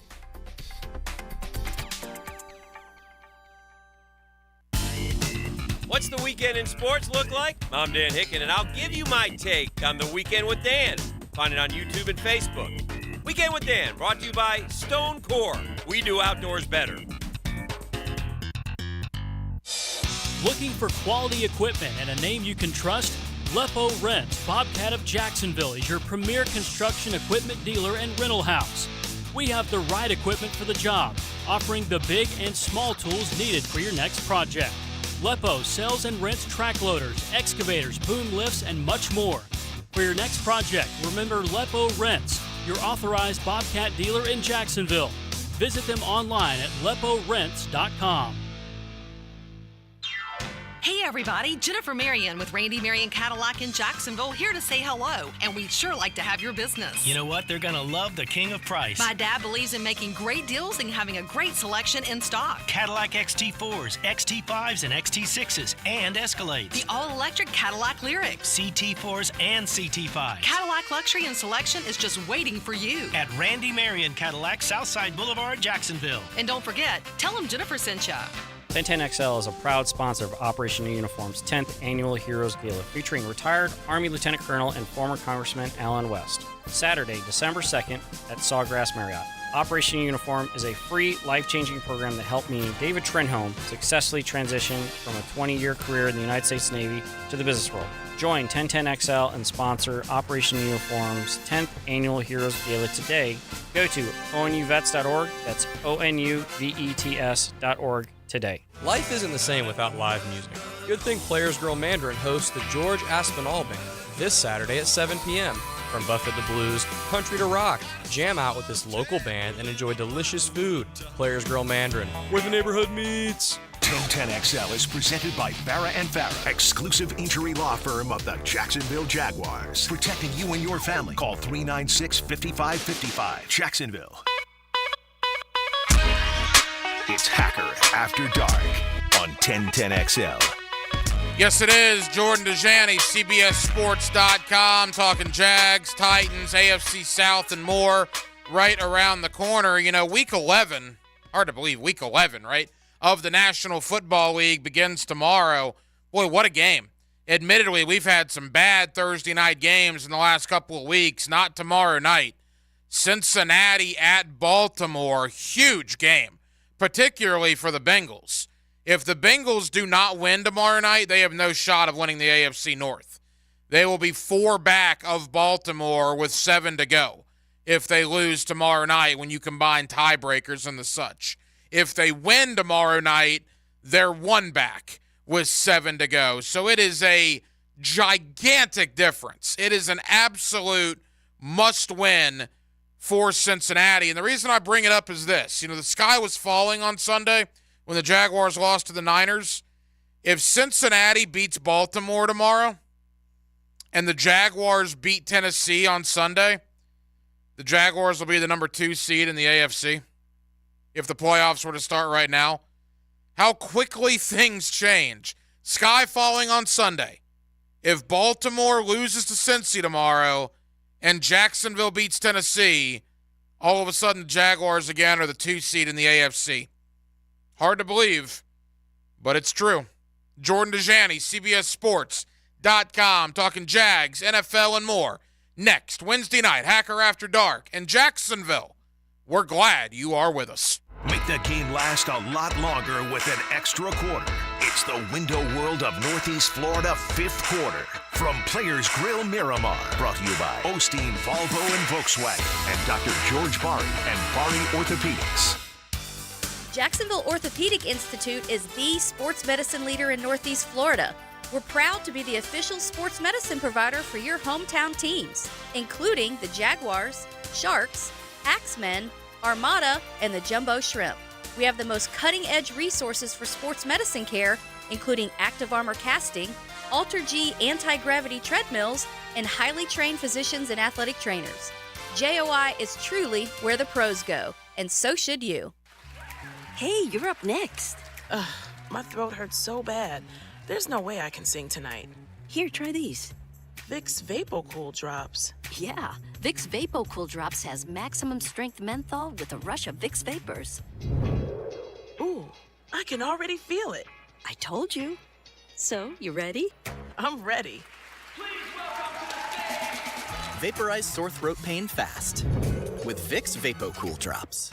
Hi, this is Dave Barker. Multi-unit hair grafting is now available at IHRS and can give you 3 times more hair in one procedure over a traditional hair transplant. Multi-unit hair grafting gave me more hair in one procedure and within my budget. You can grow your hair back with this exclusive new procedure. Call for a free evaluation. Call IHRS 904-777-IHRS 777-IHRS 777-4477. The Big G stands for Georgia. Keep up with the latest Bulldog news and notes. Listen for the Bulldog Report. Brought to you by Travis Cummings and the Bailey Group on 1010XL. Not looking forward to cooking that big Thanksgiving meal? Bellwether in downtown Jacksonville has got you covered. Pick up your meal to go on November 21st and 22nd until 6 p.m. Bellwether offers dinner for 4, 2, or just 1. Just make your order by calling 802-7745. That's 802-7745. Orders must be made before the 18th. So take a break this Thanksgiving and have dinner from us. That's Bellwether, downtown Jacksonville. Men suffering from ED or PE, you'll see instant results on your first visit at Prime Men's Medical Center. For a limited time, your initial consultation and first treatment are totally free. You'll even get a gift that enhances performance in the bedroom. Call 904-664-8217. Pastor Joby Martin here with the Church of 1122. We are honored once again to partner with the Boys and Girls Club of Northeast Florida for the Great Futures Weekend, which includes golf and Mackenzie's 5K run at the esteemed TPC Stadium course. Help us continue to honor Mackenzie Wilson's legacy. That's Friday and Saturday, November 17th and 18th. You can golf or you can run. It'll be a great time. Additional info at MackenzieRun.org. Proceeds go to the Boys and Girls Clubs of Northeast Florida. Here's your 1010XL First Coast Community Calendar. Dreams Come True is the only local wish-granting organization giving dreams and special times to local children battling life-threatening illnesses. Find out how you can help at dreamscometrue.org. City Rescue Mission provides life-changing support for the homeless. Find ways to get involved at crmjax.org.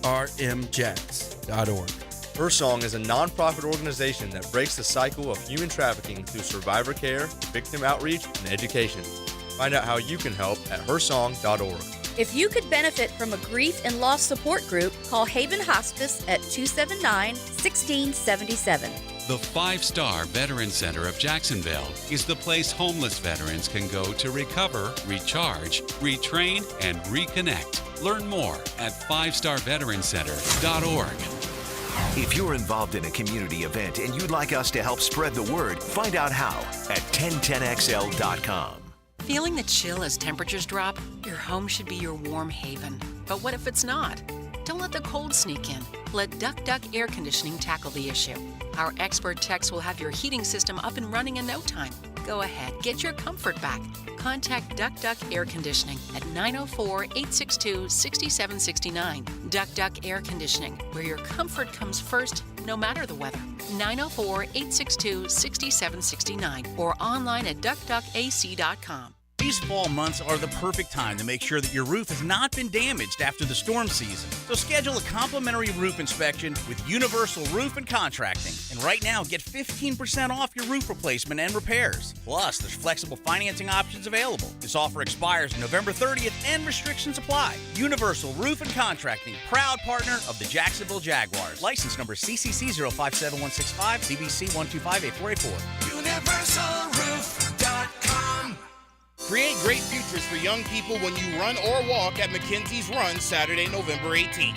Join Boys and Girls Clubs of Northeast Florida for a 5K and 1 mile fun run through the stadium course at TPC Sawgrass. Register at mckenziesrun.org. 1010XL is presented by Farah and Farah, exclusive injury law firm of the Jacksonville Jaguars. Protecting you and your family. Call 396-5555. Jacksonville.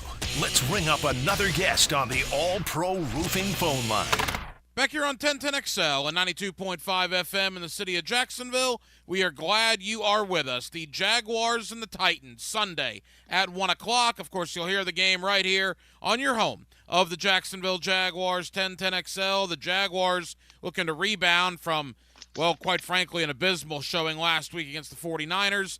The Titans at 3-6. They are just desperate for a win. With that, Jordan Dejani, CBSSports.com. He's always kind enough to join us here on 1010XL in Jacksonville. Jordan, it's been a little while, man. How are you? Ryan, what's going on, man? Thanks for having me on. Yeah, it has been a while. I'm sure that we've all been busy with what's been a very entertaining NFL season, and I'm excited to break it down with you today. Yeah, look, the Jaguars, Jordan, things were going great, right? 6-2. People were talking about them maybe as a top 5 team in the NFL, and then wham, they just get humiliated on Sunday. Jordan, in totality, the Jaguars at 6-3. How do you assess where they are right now? Yeah, it's kind of hard to assess where they're at right now, considering what happened in Jacksonville on Sunday. I mean, you looked at this team, and they were previously on the longest active win streak in the NFL, right? They had a nice win over the Bills in London. They beat the Atlanta Falcons in London. They beat the Pittsburgh Steelers on the road. There were some people that were kind of hesitant to jump on the Jaguars bandwagon because they hadn't really registered that quote-unquote statement win just yet. And they had an opportunity against the sliding San Francisco 49ers, who were also coming off of their bye week. But unfortunately, Brock Purdy and company rounded back into form. I mean, this was the worst loss of Trevor Lawrence's career at home. I think it was 31 points he was down. Travis Etienne had 44 scrimmage yards. He was averaging over 100 scrimmage yards, along with 7 touchdowns in his previous 4 games. There's no one thing you can really blame for that loss, right? I mean, the defense did not play well against Brock Purdy, George Kittle, and all those playmakers. And then the offense, even when they did orchestrate those long drives, they weren't able to punch it in with a touchdown, and they also had a couple turnovers as well. So it's hard to say where the Jaguars are right now. I think that you can make the argument that they are still the best team in the AFC South, even with the surging Houston Texans, which people are very intrigued by. But the Jaguars have a great opportunity this week against a division rival in the Tennessee Titans to get back on track.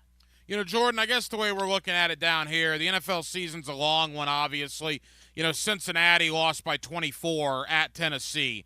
Miami got embarrassed at Buffalo. Dallas got embarrassed by that same 49er team. So even good teams have bad outings, and you hope that was the case for the Jaguars.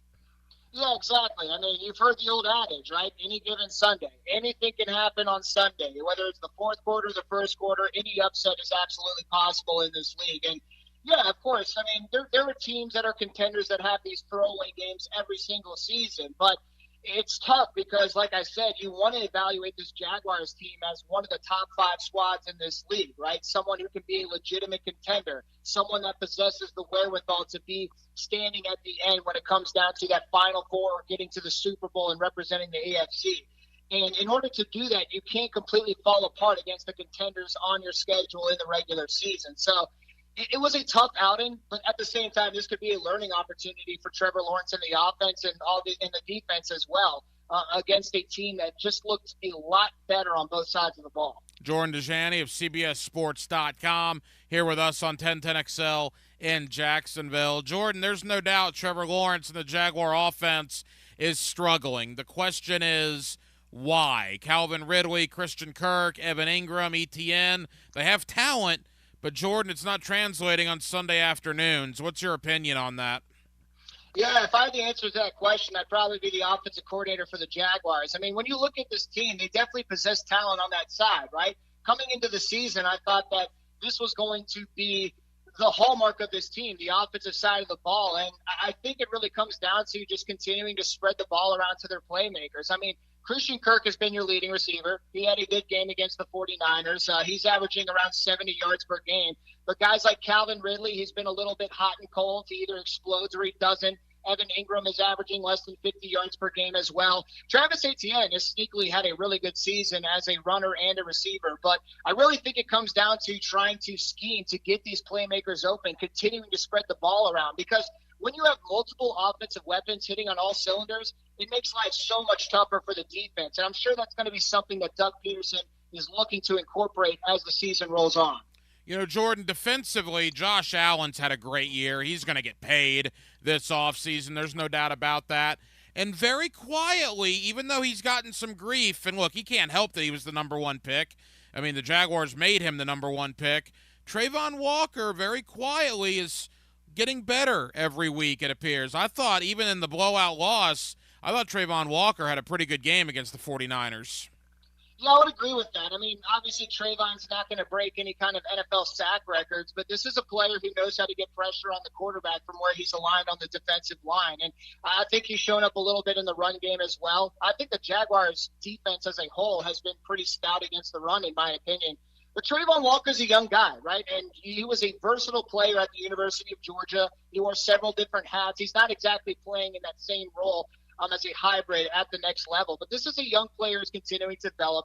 And as you mentioned, Josh Allen's had a great season, and you hope that is going to be something that even helps Trayvon Walker as the year progresses as well. I think that this Jaguars defense, especially when we're talking about the front four, has a lot of potential, and I think there's good reason to be optimistic about Trayvon Walker. Jordan, the Titans come in here on Sunday. They made the change to Will Levis a couple of weeks ago. They're 3-6, and look, watching them from afar, I think Will Levis is going to be a good player, Jordan, but that offensive line is absolutely atrocious in Nashville, is it not? Yeah, the vibes in Music City are nearing an all-time low after that loss against the Buccaneers. I mean, the Titans' offense managed just 209 total yards. Levis was hit 13 times, sacked 4 times. He was under pressure the entire game. The Titans got behind the sticks consistently with penalties or sacks, and then those third and longs were too hard to overcome. The defense kind of kept them in the game in the first half. I think they were down 4 points at the halftime break, but then a 10-point third quarter from Baker Mayfield and company kind of sealed the deal. To your point, I think Will Levis has shown a lot of potential to be that franchise quarterback for the Tennessee Titans, which does inspire optimism, but everything around him is not good at all. It seems like the Titans really do have one of the worst offensive lines in the NFL, and it's something that is obviously making life hard on a rookie quarterback who just wrapped up his third NFL start. And I actually just got off the phone with Will Levis about an hour ago, and we kind of talked about how his rookie season has gone, the lessons that he's learned from his first action in the NFL. And he's someone who's trying to stay the course. He's someone who's trying to continue to develop as a quarterback. But I know it's going to be really tough with the offensive line and the protection that he has in front of him. And that's why I kind of view this matchup as a potential bounce-back opportunity for the Jaguars, right? We talked about their stout run defense. We talked about Josh Allen, Trayvon Walker, guys who can get to the quarterback. They have the potential to have a really good day against a couple of offensive tackles that are really struggling. A couple of more for Jordan Dejani of CBSSports.com. Jordan, the Mike Vrabel situation. I'm not saying he's on the hot seat necessarily, but there's rumblings in New England, if Belichick's time there does come to an end, that Robert Kraft loves Mike Vrabel, right, the former Patriots linebacker. Is Vrabel long-term in Nashville, or could there be some movement there? Yeah, I gotta say, it's the least shocking thing I've ever heard. The New England Patriots would love to have Mike Vrabel as their lead man to replace Bill Belichick. I mean, that makes way too much sense. But Mike Vrabel is currently under contract with Tennessee, and he's one of those head coaches that has considerable power in the building, especially with a first-year GM and Rand Carthon. So Mike Vrabel's been with this franchise for several years now, and he's had some level of success trying to implement the kind of culture that he wants inside his building, right? Nashville has kind of become home to him. I think it's an interesting question to ponder if he would be interested in going back to New England. I don't have the answer for that. But if the Patriots wanted to acquire Mike Vrabel, they would have to trade valuable draft capital for his services. And even if the Titans were open to that, that's a question in and of itself, right? The team owner, Amy Adams-Strunk, would have to be open to the possibility of moving on from a head coach that I think she absolutely loves, and she certainly reached a new level of success under. So I think it's an interesting discussion to have. But it really comes down to what Mike Vrabel wants. If he wants out of Tennessee, then that'll open a whole different can of worms. But to be honest with you, I feel like like I said, he has considerable power in this building.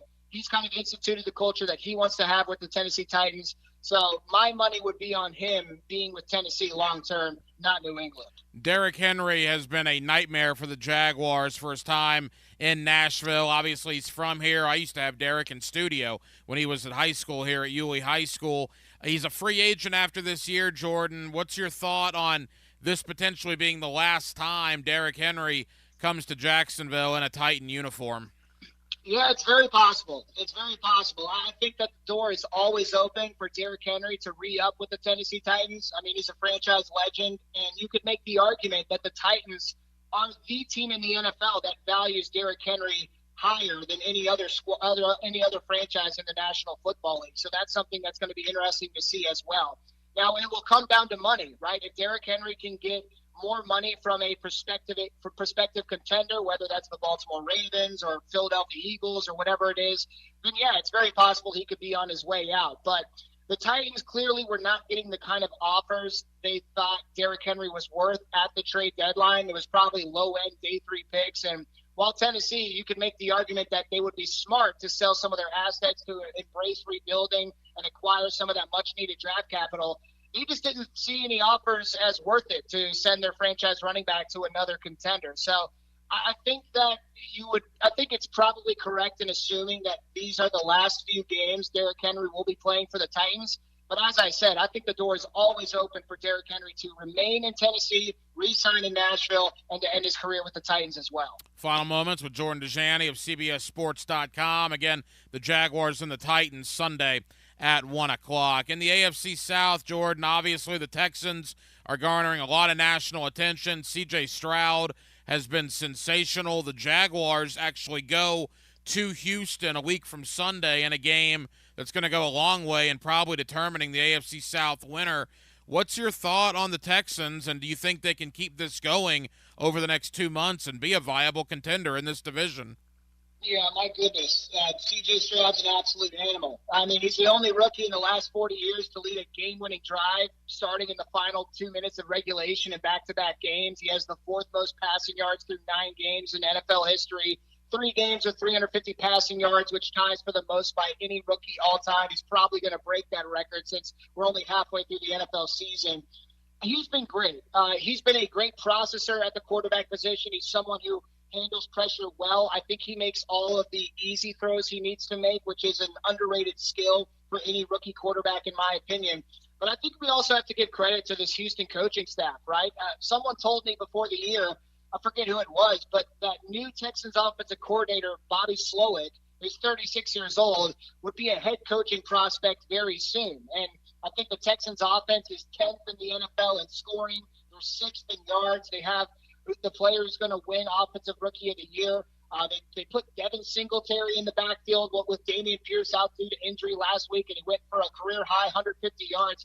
This offense is humming. Now, there are some questions to be answered on the defensive side of the ball, but there's a lot of people who are jumping on the Texans bandwagon as the best team in the AFC South. And as we know, the Texans came into Jacksonville in late September and beat the Jaguars by 20 points. So it's going to be interesting to see if Trevor Lawrence and company can bounce back on the road against a stout Texans team, a team that just continues to look like they're getting better and better. So that's going to be one of the games in the week in a couple weeks here. Yeah, 2 gigantic games for the Jaguars, Tennessee and Houston back-to-back. Finally, Indianapolis, Jordan, very quietly, all of a sudden now 5-5 and only a half game out of that final AFC wildcard spot. You know, for all the grief that people were giving the AFC South at the beginning of the year, it's turned out to be a better division than most people thought coming in. Yeah, I think that's a good point by you. I think that all 4 of these teams are relatively feisty. And, you know, the Indianapolis Colts lost Anthony Richardson for the remainder of the year, but they have Gardner Minshew, who I think is one of the best backup quarterbacks in the NFL, come in. And, you know, he's provided some level of stability. I don't think his play has been Pro Bowl caliber. I'm not saying anything like that. But the Colts are going to be a feisty team no matter who they're facing on any given Sunday. I mean, we saw the defense really step up with a couple of pick sixes against the Carolina Panthers a couple Sundays ago. They were able to gut out a very tough, low-scoring affair against the New England Patriots in Germany. We saw how closely they played the Cleveland Browns a couple weeks ago as well, which I thought was one of the more interesting games of the year. The Indianapolis Colts, in my mind, are not going to make the playoffs or anything. But, again, I really do view this team as a feisty squad with a good first-year head coach in Shane Steichen, who has a couple of really good running backs in Moss and Jonathan Taylor, who can do some kind of special things on offense. So this is a fun team to watch, in my opinion. But when it comes to their status as contenders, obviously they're not exactly there. Jordan, tell the good folks here in Jacksonville, getting ready for the Jags and the Titans this week, what you have coming up at CBSSports.com. I know you do a lot regarding the AFC South over there at CBS Sports. Yeah, we'll have plenty of articles coming out about the state of the AFC South, trying to separate pretenders and contenders around the National Football League. I'll have a one-on-one with Titans quarterback Will Levis that will be published on Wednesday morning, so keep your eyes out for that piece. Jordan Dejani, CBSSports.com. Jordan, I know you're busy, man. Thank you, as always, for the time. We'll do it again soon, my friend. Absolutely. Thank you, guys. Now, today's takeaways, brought to you by Key Buick GMC, where our family dealership has been helping families buy vehicles for over 50 years. And thank you to Jordan Dejani, CBSSports.com, for joining us tonight here on Hacker After Dark to look at this matchup between the Jaguars and the Tennessee Titans and look around the rest of the AFC South. My big takeaway from the evening, well, it's just that. It's Titans week, right? Of all teams to play, coming off a loss like that to San Francisco on Sunday, it's probably good that it's the Tennessee Titans, not only for the fan base, but for the players, an arch rival, a heated division rival. Certainly the fans, you guys will be more than fired up to welcome in Derrick Henry and the Titans on Sunday. I would imagine the players in the Jaguar locker room feel the same way. If you want to get over that loss to San Francisco, knocking off Tennessee to get to 7-3 on the year would be an awfully good start to getting that taste out of your mouth. And that's what's right in front of the Jaguars coming up on Sunday. They got to find a way to win the game, find a way to win one at home. And if you beat Tennessee, you get to 7-3. You set up a gigantic matchup with Houston next week, and you all but end the Titans season. Tennessee coming in 3 games back from Jacksonville. This is very simple. If Tennessee comes in here and wins, they're still very much alive. They would only be 2 games back with 7 to go.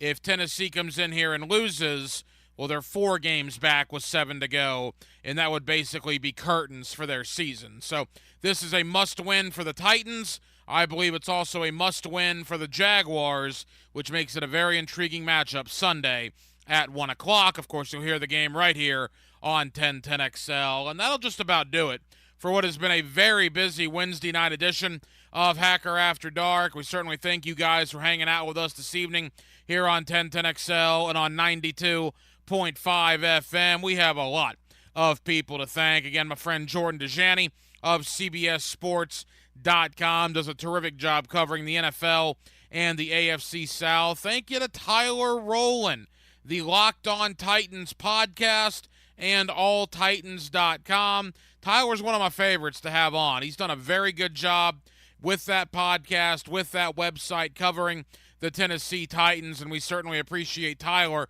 for taking time out for us tonight to give us the Tennessee side of this matchup on Sunday. And Cecil Shorts, former Jaguar wide receiver. You get him every Wednesday night during the football season right here on Hacker After Dark.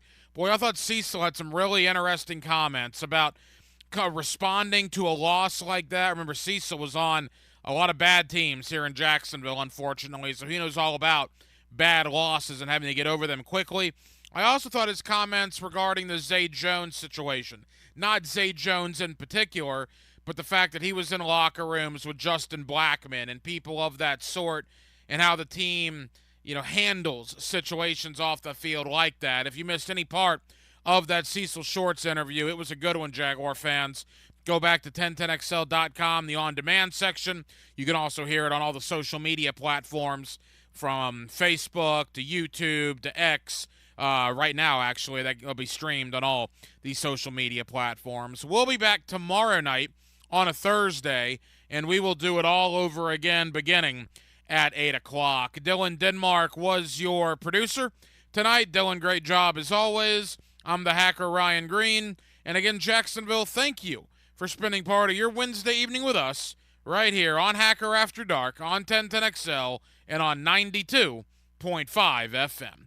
So for all of us here on HAD, have an absolutely terrific remainder of your Wednesday evening, and we will talk to you tomorrow night on a Thursday beginning at 8 o'clock.